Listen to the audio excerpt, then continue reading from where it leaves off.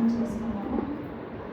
స్తోత్రం దేవ, పరిశుద్ధానికి వేలాది వందనాలు స్తోత్రం చెల్లిస్తున్నాం తండ్రి. దేవ, ఎంతవరకు తండ్రి మీరు మమ్మల్ని ప్రేమించి తండ్రి మీ చూపిన కృపకై వందనాలు స్తోత్రం చెల్లిస్తున్నాం తండ్రి. సజీవులలో ఉంచారు తండ్రి. మీరు జ్ఞాపకం చేసుకున్న విధానం బట్టి మీకు స్తోత్రం తండ్రి. శిరోధానాల్లో ప్రభా మీరు మాతో మాట్లాడుతున్నప్పుడు తండ్రి మా హృదయాలు ప్రభా తెచ్చుకొని ప్రభా మేము మాటలు ఎంత రక్షించినట్లు లెక్క సహాయం చేయండి ప్రభా. జ్ఞాపకం చేసుకోమని ఈ మాటలు ప్రభా మీరు మాట్లాడి తండ్రి మీరే మహిమపడండి. మాకు మేలుకరంగా ఆశీర్వాదకరంగా ఉండినట్లు లెక్క సహాయం చేయమని యేసయ్య పరిశుద్ధమైన నామంలో ప్రార్థన చేసి అడిగి వేడుకుంటున్నాం తండ్రి.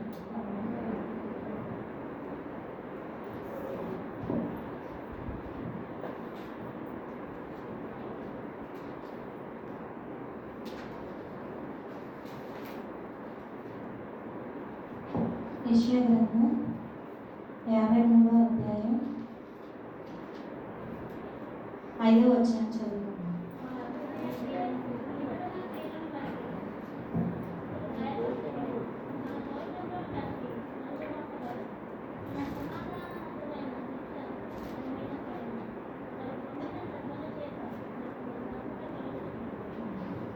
ఈ వాక్య భాగంలో మన అతిక్రమ క్రియలను బట్టి అతడు గాయపరచబడను, మన దోషములను బట్టి నలుగగొట్టబడను, మన సమాధానాత్మకమైన శిక్ష అతని మీద పడను. ఈ 3 వాక్య భాగాల్లోంచి మనం ఈరోజు ధ్యానం చేసుకున్నాము. ఈ వాక్య భాగము ప్రవక్త అయిన యెషయా రాసిన భాగం అన్నమాట. అందుకే ఇక్కడ మన వాక్య భాగంలో చదువుకుంటే మన అతిక్రమ క్రియలను బట్టి, మన అంటే ప్రవక్త అయిన యెషయాని కూడా కలుపుకొని మనతో పాటు చెప్తున్నాను. మన అతిక్రమ క్రియలను బట్టి అతడు గాయపరచబడను. అతడు ఎవరంటే యేసుక్రీస్తు ప్రభు అని వాక్యం సెలవిస్తుంది. పై వచనాలు చదువుకుంటే మనకి తెలుస్తుంది అన్నమాట. మన దోషములను బట్టి నలుగగొట్టబడను, మన సమాధానమైన శిక్ష అతని మీద పడను. ప్రవక్త అయిన యెషయాని గురించి మనం ఆలోచిస్తే ఆయన ప్రవక్తల్లో పెద్ద ప్రవక్తగా ఈ పుస్తకం మనం చూసుకుంటే 66 పుస్తకాలు కలిగిన పుస్తకంగా మనం చూస్తాం. అలాంటి ప్రవక్త ఏమని చెప్తున్నాడంటే మన అతిక్రమ క్రియలను బట్టి అతడు గాయపరచబడెను. అంటే ప్రవక్త అయినప్పటికీ కూడా ఆయన తన పాపముల గురించి, తన యొక్క స్థితిని గురించి ఆయన ఆలోచిస్తూ మనల్ని కూడా కలుపుకుంటూ ఆయన వాక్య భాగంలో రాయడం జరిగింది. యెషయా గురించి మనం చూసుకుంటే ఇదే యెషయా గ్రంథం 6వ అధ్యాయము 5వ వచనం నుంచి 7వ వచనం వరకు చదువుకుంటాం. అయ్యో, నేను అపవిత్రమైన పెదవులు గలవాడు, అపవిత్రమైన పెదవులు గల జనుల మధ్య నివసించువాడు. నేను నశించితిని, రాజును, సైన్యములకు అధిపతి యెహోవాను నేను కన్నులారా చూచుకుననుకుంటుని. అప్పుడు ఆ శరాపులలో ఒకడు తాని బలిపీఠం మీద నుండి కారుతో తీసిన విప్పును చేత పట్టుకొని నా యొద్దకు ఎగిరి వచ్చి నా నోటికి దాన్ని తగిలించి, ఇది నీ పెదవులకు తగిలింది కనుక నీ పాపమునకు ప్రాయశ్చిత్తమాయెను, నీ దోషం తొలగిపోయేను అని.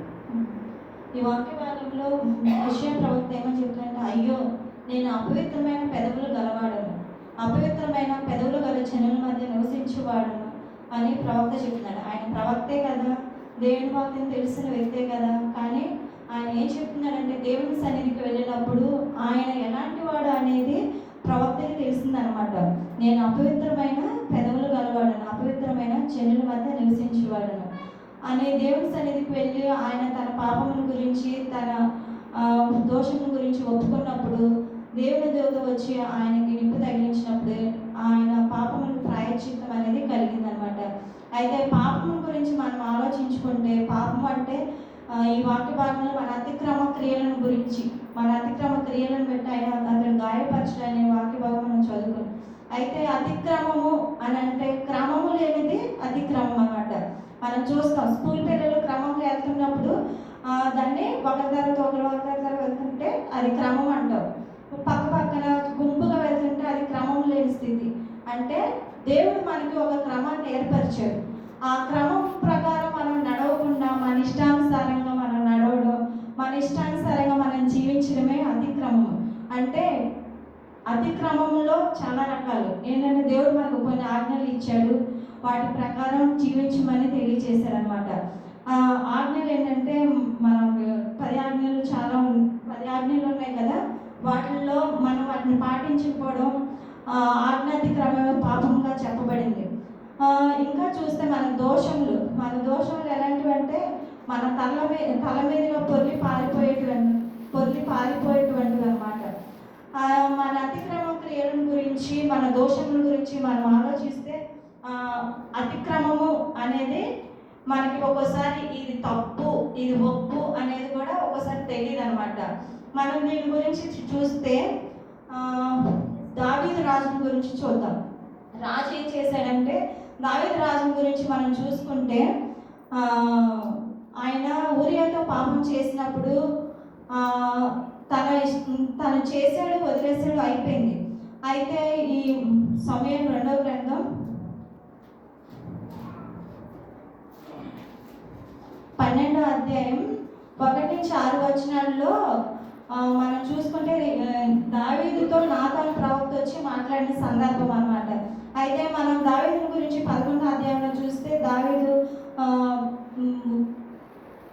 పాపం చేసిన తర్వాత దేవుడు పంపించి ప్రవక్త ద్వారా దావీదుతో మాట్లాడినప్పుడు ఆ ప్రవక్త ఏమని చెప్తాడంటే, డైరెక్ట్గా నువ్వు పాపం చేసావు, నువ్వు ఇలా చేసావు అని చెప్పకుండా ఒక స్టోరీ అనేది ఇక్కడ చెప్పడం జరిగింది. ఆ స్టోరీ చెప్పిన తర్వాత ఇక్కడ ఏం జరిగిందంటే, లాస్ట్లో మనము 5వ వచనం 6వ వచనంలో చదువుకుంటే, దావీదు ఈ మాట విని ఆ మనుషుల మీద బహుగా కోపగించుకొని, యెహోవా జీవంతోడు నిశ్చయంగా ఈ కార్యం చేసిన వాడు మరణపాత్రుడు, వాడి కనికరం లేక ఈ కార్యం చేసిన కనుక ఆ గొర్రె పిల్లలు ప్రతిగా 4 గొర్రె పిల్లలు ఇవ్వాలనేది నాతానుతో అనడం. అంటే దావీదు మనకి ఇది ఇంకా అర్థం కావాలంటే మొదటి నుంచి కూడా చదువుకుంటే బాగా, ఒక ఐశ్వర్యవంతుడు ఉంటాడు, ఒక దరిద్రుడు ఉంటాడు. ఆ ఐశ్వర్యవంతుడికి విస్తారమైన గొర్రెలు గుడ్లు అవన్నీ ఉంటాయి.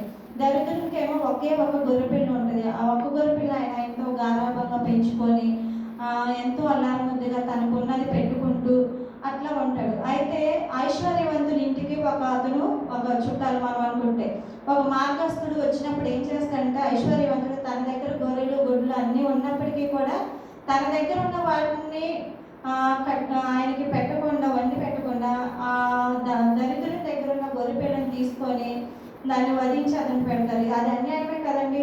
తన దగ్గర ఎన్నో గొర్రెలు గుడ్లు ఉన్నప్పటికీ కూడా ఈ దరిద్రుని దగ్గర ఉన్న గొర్రెను ఆయన తీసుకొని ఆ మార్గస్థునికి విందు చేయడం అనేది జరిగింది. అయితే ఆ మాట విన్నప్పుడు దావీదు బాగా కోపగిస్తాడు.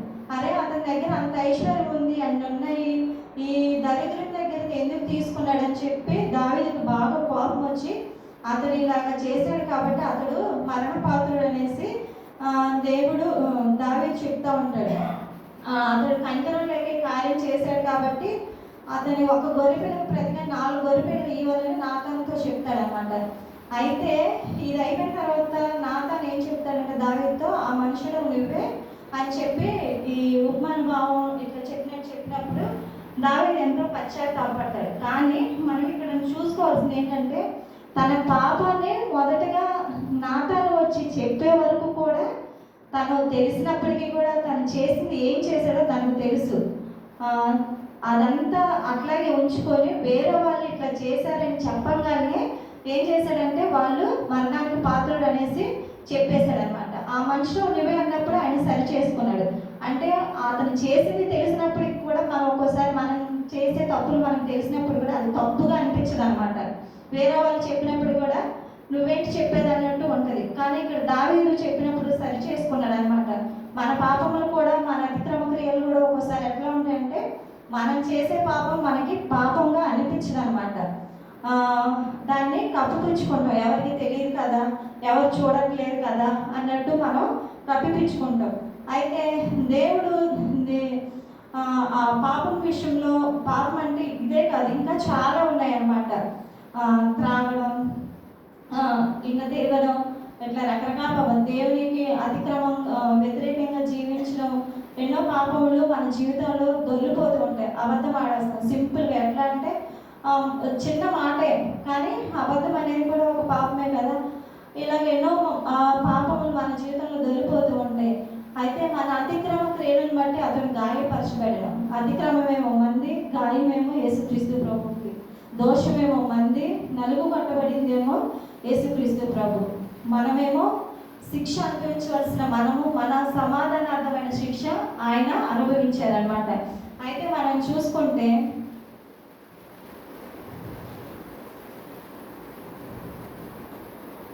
మా పాపమును గురించి మన యేసుక్రీస్తు ప్రభు శిలువలో రక్తం చిందించారు. అయితే ఆ రక్తం ద్వారా మన పాపములకు క్షమాపణ అనేది కలిగింది. పాత నిబంధన గ్రంథంలో మనం చూసుకుంటే పాపములకు ప్రాయశ్చిత్తంగా మారుగా లేదంటే బదులుగా గొర్రెలను, మేకలను, గొడ్లను అర్పించడం అనేది జరిగింది. అది ఒక 2-3 వాక్యాలు చూసుకుందాం. నిర్గమాకాండం 30వ అధ్యాయం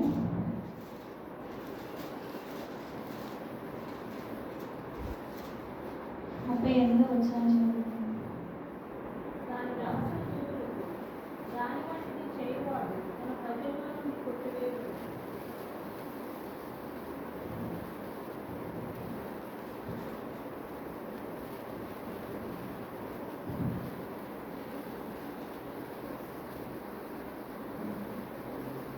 లేవియకాండం 1వ అధ్యాయం 4వ వచనం.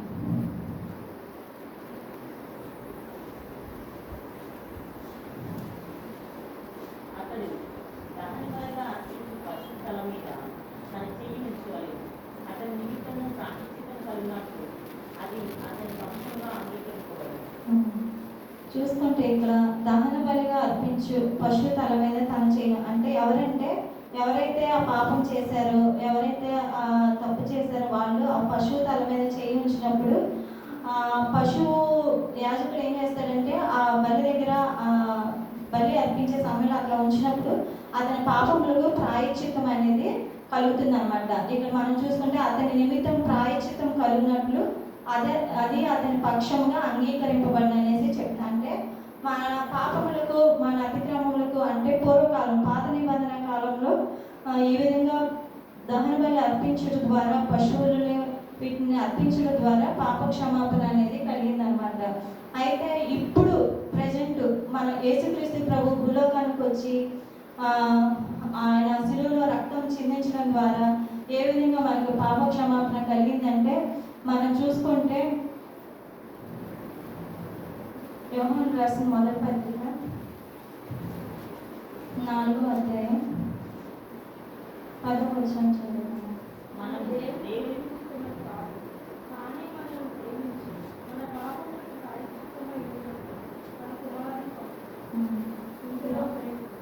ఈ వాక్య భాగంలో పాత నిబంధన గ్రంథం పశువులు, గొడ్లు, పక్షులు వీటిని అర్పిస్తే ప్రాయశ్చిత్తం అనేది కలిగింది. కానీ ఇక్కడ ఏంటంటే మనము దేవుని ప్రేమించమని కాదు, కానీ మనల్ని ప్రేమించి మన పాపములకు ప్రాయశ్చిత్తమైనట్టు తన కుమారుని పంపారు. ఇందులో ప్రేమ ఉండదు. మొదటిగా యేసుక్రీస్తు ప్రభు శిలువలో తన ప్రాణాన్ని అర్పించడానికి, మన పాపములకు ప్రాయశ్చిత్తం చేయడానికి కారణం ఏంటంటే దేవుని ప్రేమ అనమాట. ఈ వాక్య భాగంలో ఒక పదం అనమాట, తానే మనలను ప్రేమించి.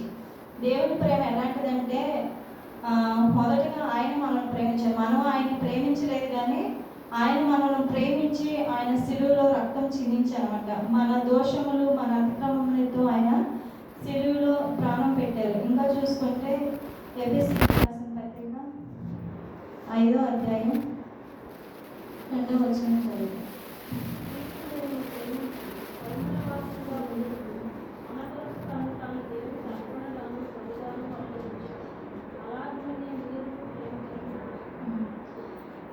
ఈ వాక్య భాగంలో క్రీస్తు మిమ్మల్ని ప్రేమించి, మొదటిగా చూసుకుంటే ఆయన మనల్ని ప్రేమించారు, తానే మనల్ని ప్రేమించి అన్న వాక్య భాగం చూస్తున్నారు. రెండో దాంట్లో క్రీస్తు మిమ్మల్ని ప్రేమించి అంటే ఇందులో కూడా ఆయనే మనల్ని ప్రేమించాడు అనమాట. ఆయన మనల్ని ప్రేమించి ఆయన పరిమళ వాసనగా ఉండే కొరకు తన దేవునికి అర్పణంగాను బలిగాను అప్పగించుకున్నాడు. ఇంకా చూసుకుంటే ప్రకటన గ్రంథం 1వ అధ్యాయం 6వ వచనం చదువుతుంది.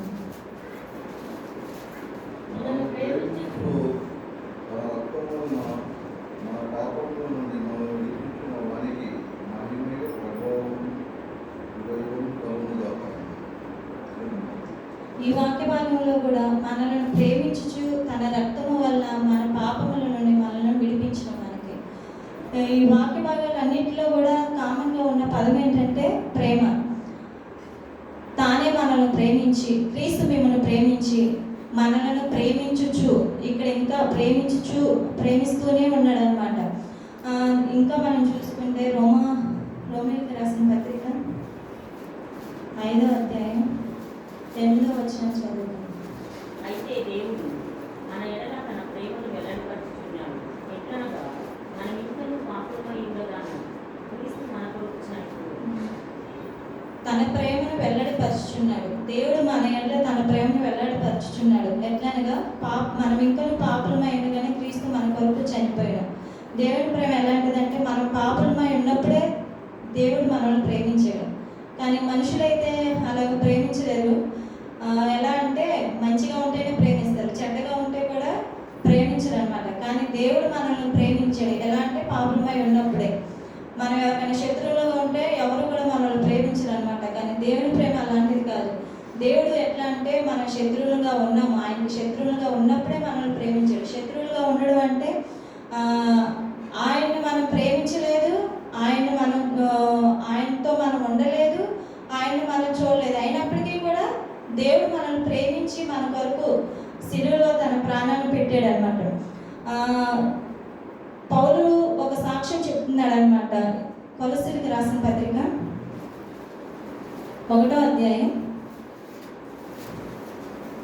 20వ వచనం చదువు.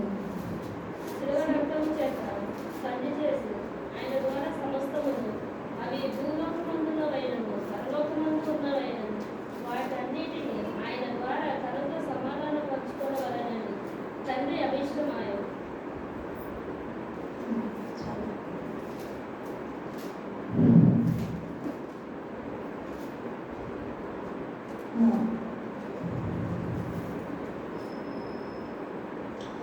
సరే 1:18 నేను చదువుతాను. మరియు అపరాధం వలన శరీరమందు సున్నతి పొందక ఉండటం వలన మీరు మృతులై ఉండగా దేవుడు ప్రాతరూపకమైన ఆజ్ఞల వలన మన మీద రుణముగాను మనకు విరోధముగాను నుండిన పత్రమును మేకులతో సిలువకు కొట్టి దాని మీద చేవ్రాతను తుడిచివేసి మనకు అడ్డము లేకుండా దానిని ఎత్తివేసి మన అపరాధములన్నింటినీ క్షమించి ఆయనతో కూడా మిమ్మల్ని జీవింపచేసి ఆయన తన ప్రధానులతోనూ అధికారులను నిరాయుధులుగా చేసి సిలువ జయించడంతో వారిని పట్టి తెచ్చి బాహాటంగా వేడుకకు కనపరచను.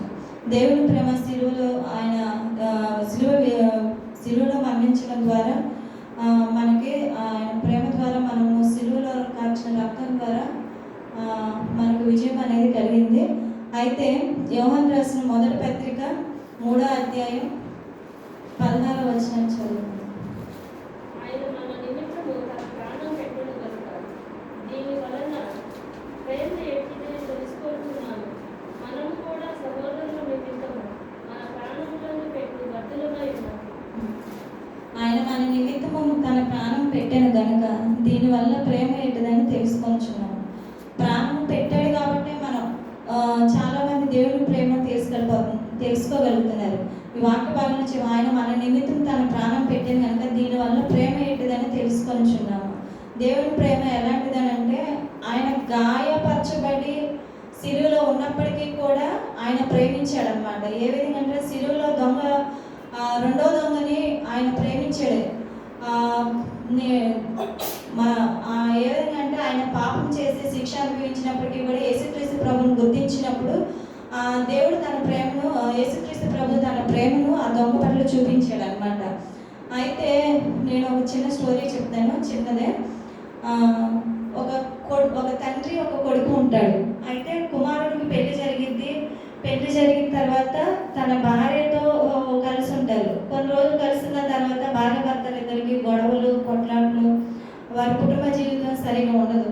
అయితే ఆ కుటుంబ జీవితం సరిగా ఉండక అట్లా ఉన్న సమయంలో కొడుకు ఏం చేస్తాడంటే తన భార్యను తీసుకొని షికార్కని తీసుకువెళ్ళాడు. కానీ వాళ్ళు వెళ్ళింది ఏంటంటే బోట్ డ్రైవింగ్కి వెళ్ళారు. బోట్ డ్రైవింగ్కి వెళ్ళిన తర్వాత వాళ్ళు ఆ బోట్ ప్రమాదంలో తన భార్య చనిపోయింది, తను ఒక్కడే మిగిలాడు. కానీ అక్కడ జరిగిన సంఘటన వేరు. తనే తన భార్యను చంపేశాడు. దానికి గవర్నమెంట్ ఊరుకోరు కదా, పోలీసు వాళ్ళు తీసుకెళ్ళి అతనికి ఉరి శిక్ష వేయడం అనేది జరిగింది. ఆ ఉరి శిక్ష వేయడం ద్వారా అతను ఉరిశిక్ష సమయానికి చివరి కోరిక అనేది ఒకటి ఉంటుంది కదా.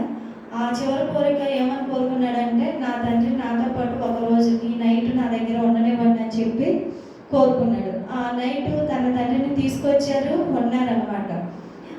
ఉన్నప్పుడు వాళ్ళిద్దరు మాట్లాడుకున్నారు. తండ్రి కొడుకులు కదా, వాళ్ళ కష్ట సుఖాలు, వాళ్ళ బాధలు వాళ్ళు పంచుకొని, ఎంతో దుఃఖం చివరి సమయంలో ఉన్నాడు కదా, ఎంతో దుఃఖాన్ని బాధని పంచుకొని తెల్లారిపోయింది. కుమారుడికి శిక్ష విధించేశారు. తండ్రి ఏమో నా కుమారుడు చనిపోయాడని చెప్పి బయట ఎంతో బాధతో వేదంతో ఆయన బాధపడుతూ ఉన్నాడనమాట. బాధపడుతూ తన తండ్రికి ఆ శవాన్ని తెచ్చి అప్పగించినప్పుడు ఇలా అంటాడు, నాకే కనుక నిన్ను బ్రతికించే నా శక్తి ఉంటే నా జీవాన్ని నీకు ఇచ్చి నేను నిన్ను బ్రతికించేవాడిని. నాకు ఆ శక్తి లేకుండా అయిపోయింది, నేను నిన్ను బ్రతికించుకోలేకపోతున్నాను. నేను నిన్ను బ్రతికి ఎలా ఉండాలని చూడాలని కోరుకుంటున్నాను, అలా చూడలేకపోతున్నానని చెప్పి తండ్రి చాలా బాధపడుతూ ఏడుస్తారన్నమాట. కానీ మన దేవుడు ఎలాంటి వాడంటే, ఆయన పరలోకపు తండ్రి, దేవాది దేవుడు తన ప్రేమను మన పట్ల వెల్లడి ఎట్లా పరిచాడంటే, తన ప్రాణం పెట్టి తన ప్రాణం పోయినా కూడా మనల్ని ఆ విధంగా ప్రేమించాడు. మనము ఒకవేళ ఈరోజు ఆయన చూపిన ప్రేమ ద్వారా మనం రక్షణ పొందాం. ఈ రక్షణ పొందిన మనము ఒకవేళ ఈరోజు మరణించినా కూడా దేవునితోటే మనం ఉంటాం అనమాట. మనకు ఆ దేవుడు ఆ జీవాన్ని మనలో ఇచ్చాడనమాట. మనము ఆ జీవాన్ని మనము పొందుకొని దేవునితో పాటు ఆ నిత్య జీవముని పొందుకోవడానికి దేవుడు తన కృపను చూపించాడు. తన ప్రేమ చేత మనల్ని ఆయన రక్షించుకున్నాడు అనమాట. ఇంకా మనం చూసుకుంటే రెండోది కృప ద్వారా మనము రక్షించబడ్డాము. ఎఫెసీయులకు రాసిన పత్రిక 1వ అధ్యాయము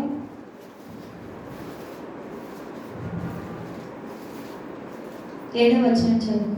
దేవుని కృప మహదేశమును బట్టి ఆ ప్రేమియందు ఆయన రక్తం వలన మనకు విమోచనము, అనగా మన అపరాధములకు క్షమాపణ మనకు కలిగి ఉన్నది. దేవుని కృప మహదేశ్వరుని బట్టి ఆ ప్రేమియందు ఆయన రక్తం వల్ల మనకు విమోచనం, అనగా మన అపరాధములకు క్షమాపణ మనకు కలిగి ఉన్నది. మొదటిది ప్రేమ చేత మనం రక్షణ పొందుకోగలిగితే, రెండవది దేవుని కృప చేత మనము రక్షణ అనేది మనకు కలిగిందనమాట. ఏంటంటే దేవుని కృప మహదైశ్వర్యమని బట్టి, ఆయన కృప లేకుంటే మనము ఈరోజు రక్షణ పొందే వాళ్ళం కాదు. ఎవరైనా దేవునిలోనికి వచ్చారంటే ఆయన కృప చేత మాత్రమే. ఇక్కడ మనం చూస్తే దేవుని కృప మహదైశ్వర్యమని బట్టి ఆ ప్రేమియందు ఆయన రక్తం వల్ల మనకు విమోచనం, అనగా మన అపరాధములకు క్షమాపణ మనకు కలిగి ఉన్నది. దేవుని కృప చేత మనము రక్షించబడ్డామన్నమాట. ఎఫెసీయులకు రాసిన పత్రిక, ఇదే పత్రిక 2వ అధ్యాయం 5వ వచనం చదువు. మనము మన అపరాధముల చేత చచ్చిన వారమై ఉండినప్పుడు సైతము మన ఎడల చూపిన తన మహాప్రేమ చేత మనల్ని క్రీస్తుతో కూడా బ్రతికించెను. కృప చేత మీరు రక్షించబడి ఉన్నారు. దేవుని కృప చేత మీరు రక్షించబడి ఉన్నారు. కృపను గురించి మనం ఆలోచిస్తే అది దానికి ఈ డెఫినేషన్ అని చెప్పలేము. ఎందుకంటే దేవుని కృప ఎలాంటిదనంటే, ఎలాంటి వారినైనా కూడా ఆయన కృప క్షమిస్తుంది. ఆయన కృప మనకి రక్షణ అనేది ఇస్తుంది అనమాట. కొంతమంది అరే నేను ఇంత పెద్ద పాపం చేశాను, ఇంత పెద్ద ఘోరమైన స్థితిలో ఉన్నాను, ఎవరికి తెలియకపోవచ్చు కానీ అని నలిగిపోతూ ఉంటారు. కానీ దేవుని కృప ఎట్లాంటిదంటే, ఎలాంటి స్థితిలో ఉన్నా కూడా ఏ పాపమైనప్పటికీ కూడా క్షమించి చేర్చుకునే ప్రేమ అనమాట. ఆ కృప చేత మనకి రక్షణ అనేది కలుగుతుంది అనమాట. అలాగే రోమీయులకు రాసిన పత్రిక 3వ అధ్యాయం 24వ వచనం చదువు.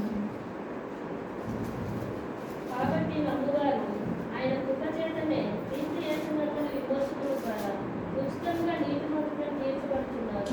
ఇక్కడ చూస్తుంటే ఆయన కృప చేతనే క్రీస్తు యేసునందు విమోచనం ద్వారా ఉచితంగా నీతిమంతులని తీర్చబడుచున్నారు. నిజంగా దేవుని కృప చేత మన నీతిమంతులమైన మనకు విమోచన అయినా కూడా ఆయన కృప చేతనే మనకు అనుగ్రహించబడింది. ఇంకా మనం చూసుకుంటే మూడవదిగా రోమీయులకు రాసిన పత్రిక 5వ అధ్యాయము 1వ వచనం. కాబట్టి విశ్వాసం మూలమున మనం నీతిమంతులుగా తీర్చబడి మన ప్రభువైన యేసుక్రీస్తు ద్వారా దేవునితో సమాధానం కలిగి ఉన్నాము. మూడవది విశ్వాసం ద్వారా, ఆయన యందు విశ్వాసం ద్వారా మనకు రక్షణ, పాప క్షమాపణ అనేది కలుగుతుంది. విశ్వాసం మూలంగా మనం నీతిమంతులుగా తీర్చబడి మన ప్రభువైన యేసుక్రీస్తు ద్వారా దేవునితో సమాధానం కలిగినాము.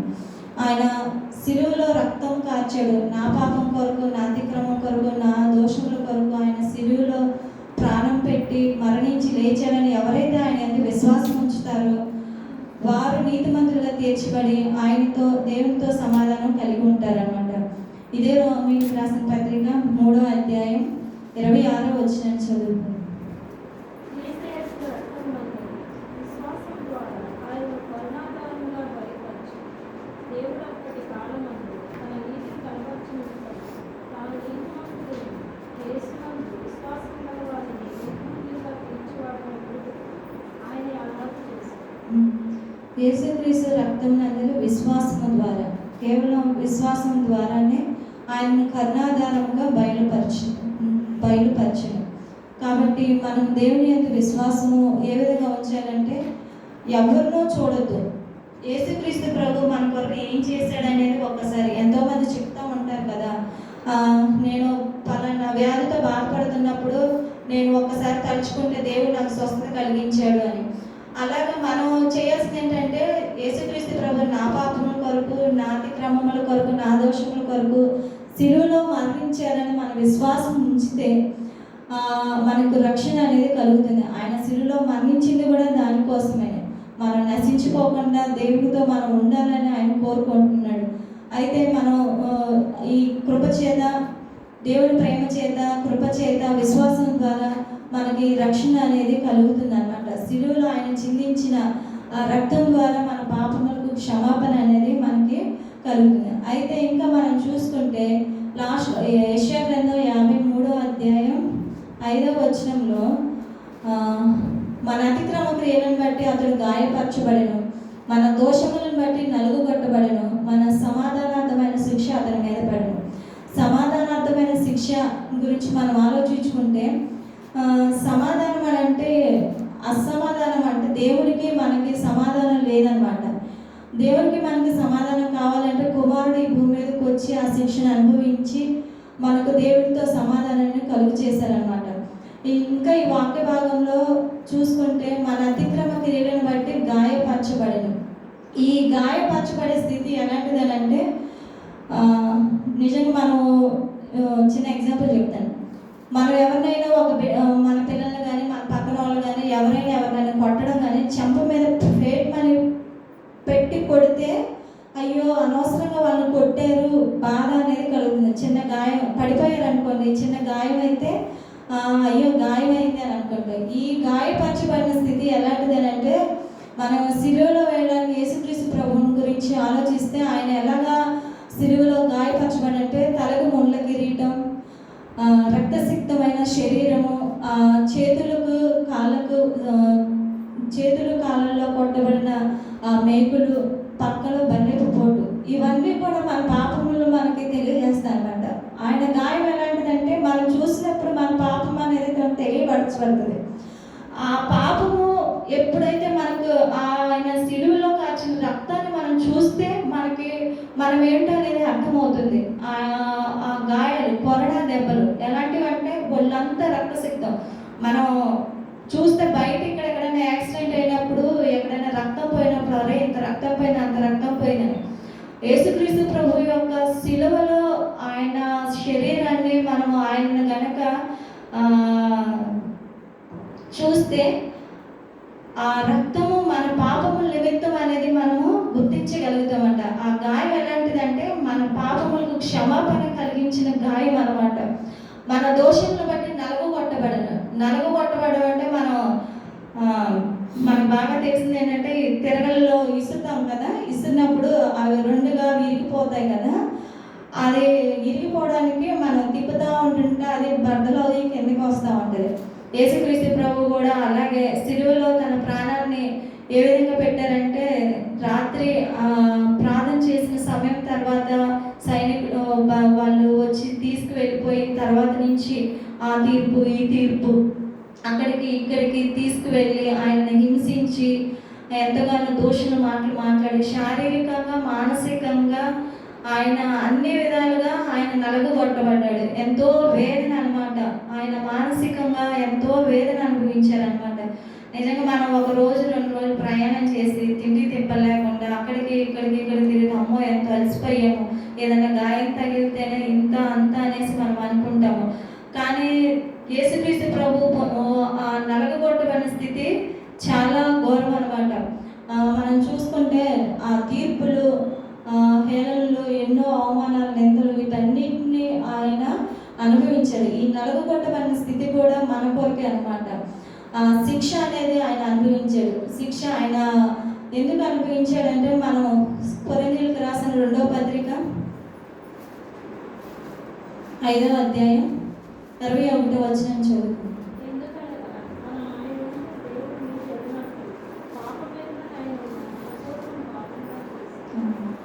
ఎందుకు ఆయన శిక్షించాడంటే మనం ఆయన ఎందుకు దేవుని నీతి అగినట్లు పాపం ఎరుగని ఆయన మన కోసం పాపంగా చేసిన, అంటే ఆయనలో ఏ పాపం లేదు, కానీ మన పాపముల కోసం ఆయన మనం దేవుని నీతి అగినట్లు ఆయన శిక్ష అనేది అనుభవించారనమాట.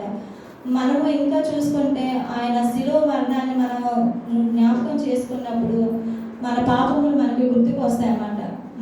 ఎవరు మనకు చెప్పవసరం లేదు మన పాపం ఏంటో.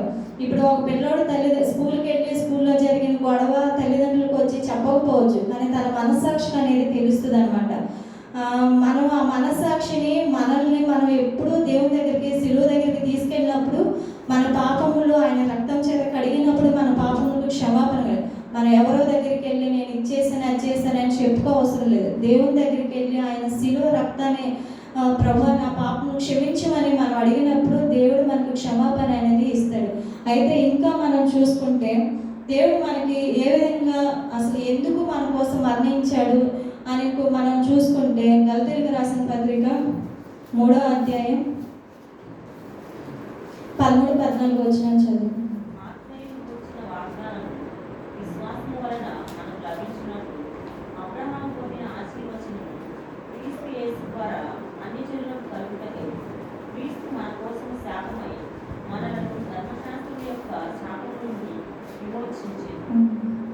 ఇక్కడ చూసుకుంటే ధర్మశాస్త్రం యొక్క శాపము నుండి మనల్ని విమోచించడానికి ఆయన శిలువలో క్రీస్తు మన కోసం శాపమై మనల్ని ధర్మశాస్త్రం యొక్క శాపము నుండి విమోచించను. కాబట్టి ఆయన శిలువలో మరణించడానికి మన ధర్మశాస్త్రం యొక్క శాపం కింద ఉన్నాం. ఆ శాపం నుంచి ఆయన శిలువలో మరణించడం ద్వారా మనకు విడుదల అనేది కలిగింది. ఇదే గలతీయులకు రాసిన పత్రిక 1వ అధ్యాయం 4వ వచనాన్ని చదువుకుందాం.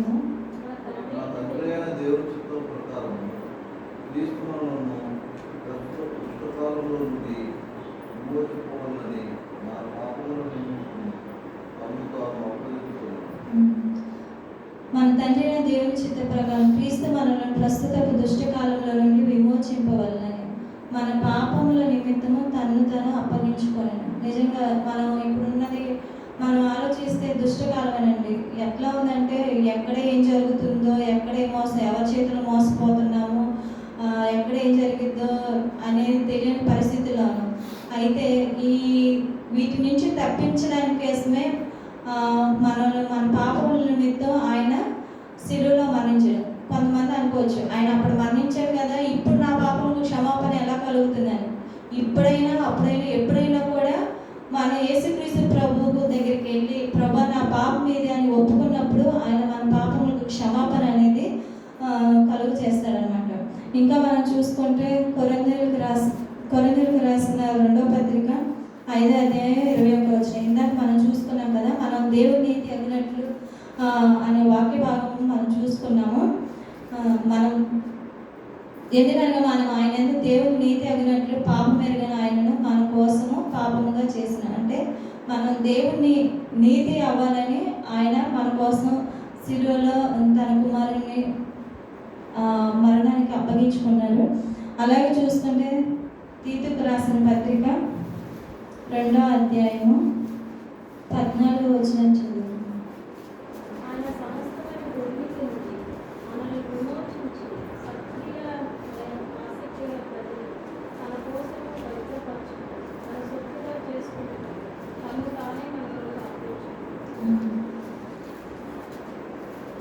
ఆయన సమస్తమైన దుర్నీతి నుండి మనల్ని విమోచించి ఇందాక మన అతిక్రమ క్రియలు కానీ దోషములు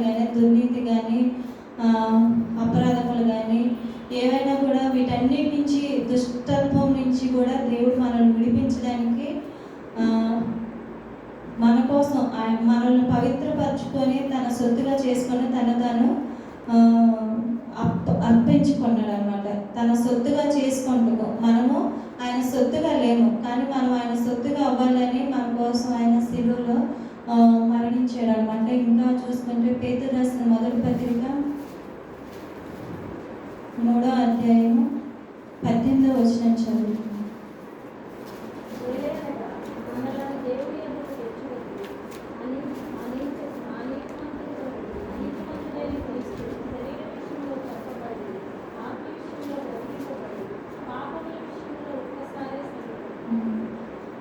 ఏలైనగా మనల్ని దేవుని యొద్దకు తెచ్చుకో అంటే మనం అంతకుముందు దేవుని దగ్గర లేవని వాక్యం సెలవిస్తుంది. అనీతిమంతుల కొరకు నీతిమంతులైన క్రీస్తు. మనం ఇందాక పాపం గురించి స్టార్టింగ్లో అనుకున్నాం కదా, మనం అనీతిమంతులు, అతిక్రమ క్రియలు చేసిన వారు, దోషములు చేసిన వారు. అయితే ఇట్లాంటి మనల్ని దేవుని యొద్దకు తెచ్చుటకు అనీతిమంతుల కొరకు నీతిమంతుడైన క్రీస్తు శరీర విషయంలో చంపబడి, ఆత్మ విషయంలో బ్రతికింపబడి, పాపం విషయంలో ఒక్కసారి శ్రమ పొందను. మన కొరకు ఆయన దేవుని యొద్దకు మనల్ని తీసుకెళ్ళడానికి యేసుక్రీస్తు ప్రభు శిలువలో మరణించారు. హెబ్రీయులకు రాసిన పత్రిక 2వ అధ్యాయము 14వ వచనం చదువు.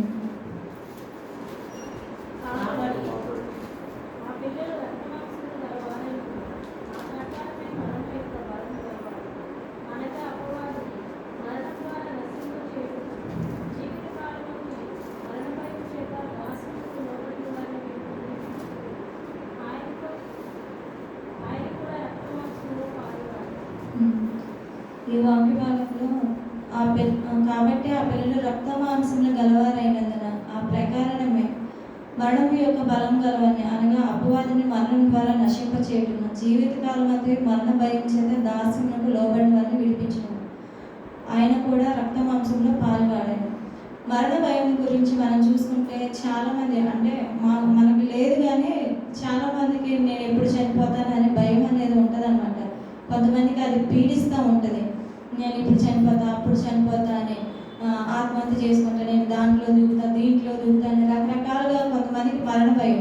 ఇంకోటి ఏంటంటే డబ్బున్న వాళ్ళకి ఎవరు వచ్చినని, ఎవరు చంపేస్తారు, ఏ క్షణాన్ని చంపేస్తారని ఒక భయం అనేది చాలా మందికి ఉంటుంది. కానీ మనకైతే యేసుక్రీస్తు ప్రభు ఎవరైతే ఆయన యందు విశ్వాసం ఉంచి రక్షణ ఆయన ద్వారా రక్షింపబడతారు, అటు వారికి మరణ భయం అనేది లేదనమాట. అలా మరణ భయంలో ఉన్న వారిని దేవుడు ఈ వాక్య ద్వారా మాట్లాడుతున్నారు అనమాట. కాబట్టి ఆ పిల్లలు రక్త మాంసము గలవారైన ఆ ప్రకారం మరణం యొక్క బలం గలవాలని, అనగా అపవాదిని మరణం ద్వారా నశింపచేయుటకు జీవితకాలం అంతా మరణ భయము చేత దాస్యమునకు లోబడిన వారిని విడిపించుటకును ఆయన కూడా రక్త మాంసంలో పాల్గొడాడు. ఇలాంటి భయాలన్నీ మనకి దేవుడు తీసేస్తాడనమాట. ఎట్లా అంటే శిలువ రక్తం చేత మనకు రక్షణ కలిగింది, ఆ రక్షణ ద్వారా మనకి భయం అనేది పోతుంది అనమాట. ఇంకా చూసుకుంటే హెబ్రీయులకు రాసిన పత్రిక 13వ అధ్యాయము 12వ వచనం చదువుతాను.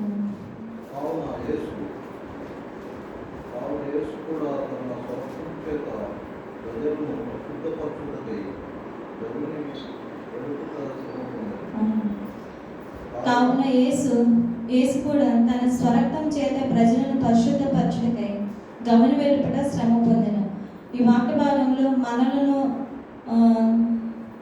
తన స్వరక్తము చేత ప్రజలను పరిశుద్ధపరచుటకై, ఆయన రక్తం చేత తప్ప మనకు ఎక్కడ కూడా పరిశుద్ధత అనేది కలుగుదనమాట. ఆయన రక్తం చేత మాత్రమే మనం పరిశుద్ధులం కాగలము, పాపక్షమాపణ అనేది కలుగుతుంది అనమాట.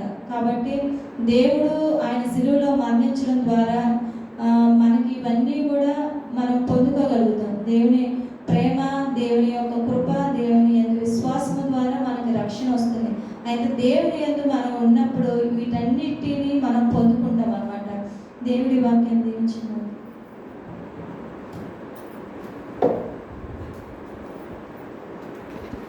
విషయాలు రాత్రి మనం జ్ఞాపకం చేసుకున్నాం. మన అతిక్రమ క్రియలను బట్టి ఆయన గాయపరచబడ్డాడు, మన దోషములను బట్టి ఆయన నలుగొట్టబడ్డాడు, మన సమాధానార్థమైన శిక్ష ఆయన మీద పడింది. మరి ప్రవక్తల సహితము వారు దేవుని సన్నిధిలో వారిని కలుపుకొని మాట్లాడినటువంటి సందర్భాలను బైబిల్లో మనం చూస్తాం. అలాగే అపోస్తులు కూడా వారిని కలుపుకొని మాట్లాడినటువంటి సందర్భాలు. కాబట్టి యేసుక్రీస్తు మనుషులందరి కొరకు ఆయన శిలువలో మరణించాడు, సమాధి చేయబడి సజీవుడై మూడవ రోజు తిరిగి లేచాడు. ప్రభు యొక్క శిలువ మరణం వెనుక ఆయన కృప అనేటువంటిది దాగి ఉంది, ప్రేమ అనేటువంటిది దాగి ఉంది. ఆ ప్రేమను గురించి కూడా అనేక విషయాలు మనం వర్తమానంలో విన్నాం. దేవుడు తన వాక్యం దీవించుగాక. ప్రార్థన చేస్తున్నాం. పరిశుద్ధుడైన మా దేవా, మీకు వందనాలు స్తోత్రాలు చెల్లిస్తున్నాం. మా అతిక్రమ క్రియలను బట్టి మీరు గాయపరచబడ్డారు, మా దోషములను బట్టి మీరు నలుగొట్టబడ్డారు. మా సమాధానార్థమైన శిక్ష మీ మీద వేసుకుని దేవా, మాకు మీరు పాప క్షమాపణను, విమోచనమును, నిత్య జీవాన్ని అనుగ్రహించినందుకై మీకు స్తోత్రాలు చెల్లిస్తున్నాం. మీ అమూల్యమైన రక్తం ద్వారా మాకు ఇచ్చిన విమోచనను బట్టి మీకు కృతజ్ఞతాస్తుతులు చెల్లిస్తున్నాం. ఈ శిలువ ధ్యానాల దినాల్లో ఇంకా మీ ప్రేమను గురించి, మీ శిలువ త్యాగం గురించి మరింత ఎక్కువగా మేము నేర్చుకుంటకు, మరింత ఎక్కువగా మీకు సమీపంగా రాగలుగుటకు, మీ సత్యసువార్తను అనేకులకు తెలియపరచేవారుగా ఉండటకు సహాయం చేయమని, ఇంకా మా ఎదుట ఉన్న ఈ శిలువ ధ్యానాల కోరికలన్నింటినీ దీవించమని మా ప్రభు యేసుక్రీస్తు నామంలో ప్రార్థన చేస్తున్నాము తండ్రి. ఆమేన్. మన పరమ తండ్రి అయిన దేవుని ప్రేమ, మన ప్రభు యేసుక్రీస్తు యొక్క కృప, పరిశుద్ధాత్మ దేవుని యొక్క సన్నిధి సహవాసము మనకు, కుటుంబాలకు, సంఘంలోని ప్రతి కుటుంబానికి, యావత్ ప్రపంచంలో శిలువ ధ్యానం కలిగి ఉన్న సార్వత్రిక సంఘానికి తోడై ఉండి కాపాడను గాక. ఆమేన్.